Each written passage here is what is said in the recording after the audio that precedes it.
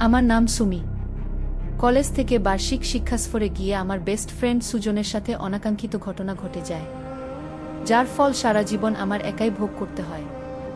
বন্ধুরা, চলো তাহলে পুরো গল্পটি তোমাদের বলি। শীতকাল মানেই বার্ষিক পিকনিকের মৌসুম।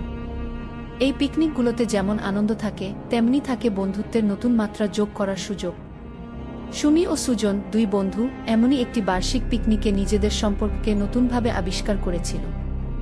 এই গল্পে আছে ভালোবাসা, বন্ধুত্ব এবং জীবনের গুরুত্বপূর্ণ কিছু শিক্ষার মুহূর্ত। সুমি ছিল একজন উজ্জ্বল মেয়ে, যার হাসিতে চারপাশ উজ্জ্বল হয়ে উঠত। সুজন তার বিপরীত, শান্ত স্বভাবের একজন তরুণ, যার কাছে জীবনের প্রতিটি বিষয় গভীরভাবে ভাবার বিষয় ছিল। তারা একই বিশ্ববিদ্যালয়ে পড়ত এবং প্রথম বর্ষ থেকেই ভালো বন্ধু ছিল। যদিও দুজনের স্বভাব ভিন্ন, তবুও তাদের বন্ধুত্ব ছিল অসাধারণ। সেদিন বিশ্ববিদ্যালয়ের বার্ষিক পিকনিক অনুষ্ঠিত হয়েছিল একটি নদীর তীরবর্তী রিসোর্টে। ঠান্ডা বাতাসে সবাই মেতে উঠেছিল আনন্দে। গানের আসর, খাওয়া দাওয়া, খেলাধুলা সব মিলিয়ে পিকনিক জমে উঠেছিল। সুমি আর সুজনও পিকনিকের বিভিন্ন আয়োজনে সক্রিয় অংশগ্রহণ করছিল। বিকেলের দিকে সবাই যখন একটু অবসন্ন হয়ে বিশ্রাম নিচ্ছিল, তখন সুমি আর সুজন নদীর পাড়ে হাঁটতে বের হয়। নদীর পানির মৃদু ছলাৎ ছলাৎ শব্দ, চারপাশের শান্ত পরিবেশ আর শীতের মিষ্টি রোদ সবকিছু মিলে এক মনোমুগ্ধকর পরিবেশ সৃষ্টি করেছিল। সুমি হঠাৎ বলল, তুমি জানো সুজন, কখনো কখনো মনে হয় জীবনটা অনেক সহজ, কিন্তু আমরা নিজেরাই তাকে জটিল করে ফেলি। সুজন মুচকি হেসে উত্তর দিল, হয়তো তাই। তবে জটিলতার মধ্যেই হয়তো জীবনের আসল সৌন্দর্য লুকিয়ে আছে কি। তারা এমন ভাবনার জগতে ডুবে যেতে লাগল, যেখানে কথাগুলো ছিল শুধুই উপলব্ধির মাধ্যম। ধীরে ধীরে তাদের মধ্যে এক ধরনের অদ্ভুত অনুভূতির জন্ম হতে শুরু করল, যা আগে কখনো তারা অনুভব করেনি। হঠাৎ করেই সুমি পিছলে নদীর পাড়ে পড়ে যায়। সুজন তাড়াতাড়ি তাকে ধরতে গিয়ে নিজেও ভারসাম্য হারিয়ে ফেলে। দুজনেই পড়ে যায় ঘাসের উপর। হাসতে হাসতে উঠে দাঁড়ানোর চেষ্টা করলেও সেই মুহূর্তে তাদের চোখে চোখ পড়ে যায়।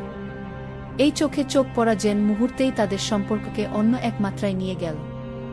সেই সন্ধ্যায় তারা দুজনেই বুঝতে পারল যে তাদের মধ্যে শুধুমাত্র বন্ধুত্বের চেয়ে অনেক বেশি কিছু রয়েছে। কিন্তু তারা দুজনেই বুঝতে পারছিল না এই অনুভূতিটাকে কিভাবে প্রকাশ করবে। পিকনিক থেকে ফেরার পর সুমি ও সুজন নিজেদের মধ্যে এক অদ্ভুত নীরব দূরত্ব অনুভব করল। যদিও তারা প্রতিদিন কথা বলতো, মনের ভেতরের কথাগুলো যেন বাধা পড়ে যাচ্ছিল। একদিন সুজন সাহস করে সুমিকে বলল, সুমি, আমি জানি আমাদের মধ্যে কিছু পরিবর্তন এসেছে। আমি তোমাকে ভালোবাসি, কিন্তু তোমার বন্ধুত্ব হারানোর ভয়ে তা বলতে পারিনি কি।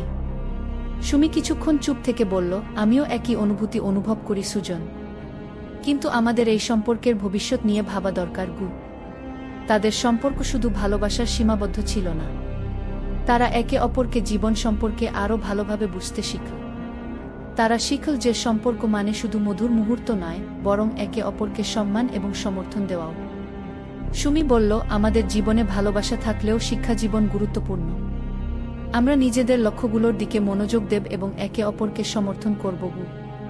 সুমি ও সুজন একে অপরের পাশে ছিল, কিন্তু তারা কখনো নিজেদের পড়াশোনা বা ব্যক্তিগত লক্ষ্য থেকে বিচ্যুত হয়নি। এই পরিপক্ব সিদ্ধান্ত তাদের সম্পর্ককে আরও দৃঢ় করেছিল। তারা শিখেছিল যে সম্পর্ক টিকিয়ে রাখতে পারস্পরিক সম্মান, বিশ্বাস এবং সমর্থন অপরিহার্য। সুমি ও সুজনের গল্প শুধুমাত্র একটি রোমান্টিক গল্প নয়, এটি একটি জীবনের শিক্ষা। ভালোবাসা তখনই সুন্দর হয়ে ওঠে যখন তা পরিপক্বতা এবং দায়িত্ববোধের সঙ্গে এগিয়ে চলে। তাদের এই যাত্রা আমাদের শেখায় যে জীবনে ভালোবাসা থাকলেও নিজের লক্ষ্য এবং দায়িত্ব ভুলে যাওয়া উচিত নয়।